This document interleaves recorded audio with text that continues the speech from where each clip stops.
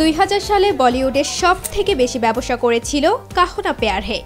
Box অফিসে কার্যতই হৈ হৈ ফেলে দিয়েছিল নবাগত দুই তারকার প্রথম ছবি।